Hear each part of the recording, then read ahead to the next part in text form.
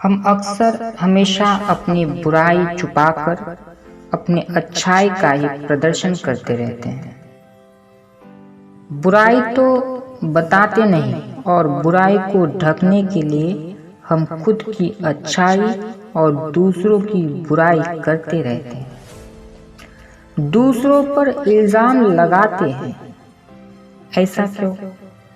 क्योंकि हम नहीं चाहते कि हमारी कमजोरी, हमारे बुरे कर्म किसी को, समाज को पता चले। हम नहीं चाहते कि हमारे प्रतिष्ठा पर, इज्जत पर कोई उंगली उठाए, कोई आँच आए। हम खुद को दूसरों से सदैव श्रेष्ठ देखना चाहते हैं तथा दिखाना चाहते हैं। हम नहीं चाहते कि हम किसी से कमजोर रहे, कोई हमें बुरा कहे, हमें अपमानित करे। हम खुद को दूसरों से बेहतर, श्रेष्ठ देखना चाहते हैं। हम चाहते हैं कि सभी हमसे प्यार करें, नफरत नहीं। यहाँ तक ठीक है कि दूसरों से हम यह सब चाहते हैं, किंतु उस बुरे स्वभाव, बुरे व्यवहार, बुरे कर्मों का क्या जो हमने भूत में किए थे और आज वर्तमान में भी कर रहे हैं।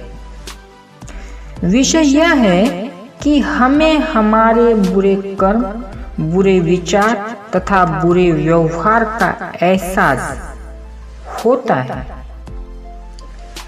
किंतु हमें उन्हें छोड़ने का मन नहीं करता। हम उन्हें छोड़ना नहीं चाहते हैं, ना ही उनका हमें पछतावा होता है।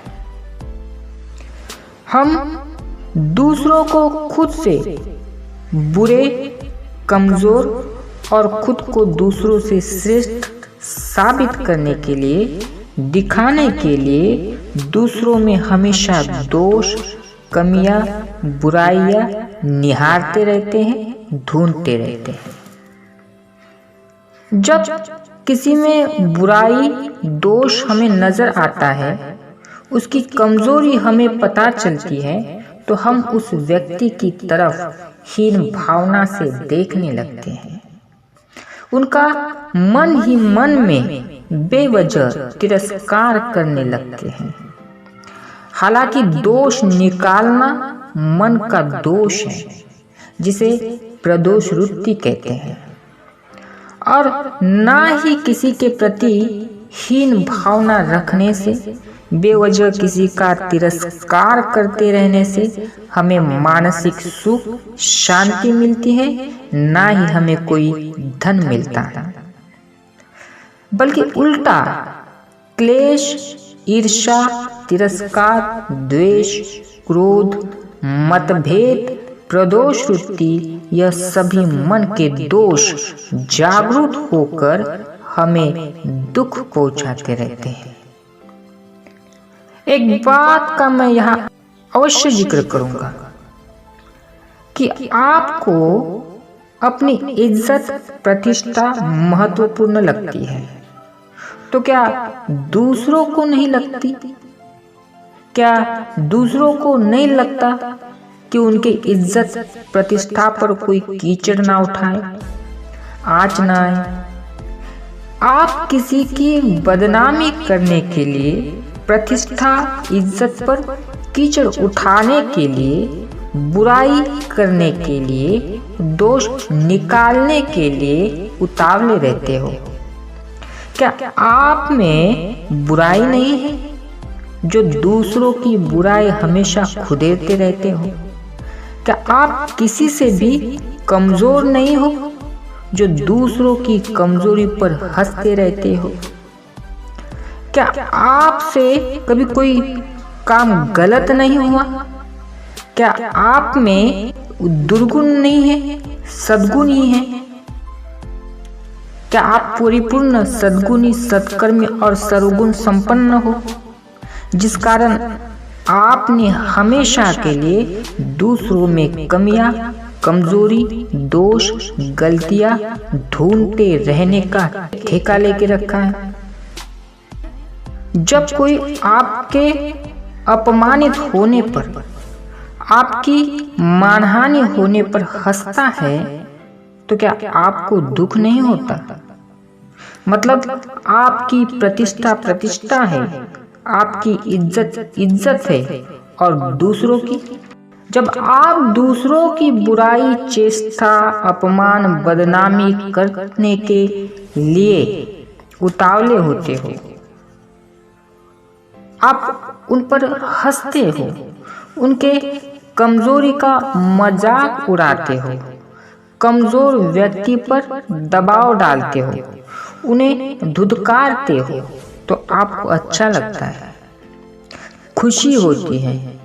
और जब कोई व्यक्ति ठीक इसी तरह आपसे बर्ताव करता है, आपको डराता धमकाता है, आपकी मजाक उड़ाता है, तब आपको क्रोध आता है और उससे मारपीट भी करते हो, चिढ़ते हो, झगड़ते हो, उसके प्रति बदले की भावना रखते हो। ऐसा क्यों?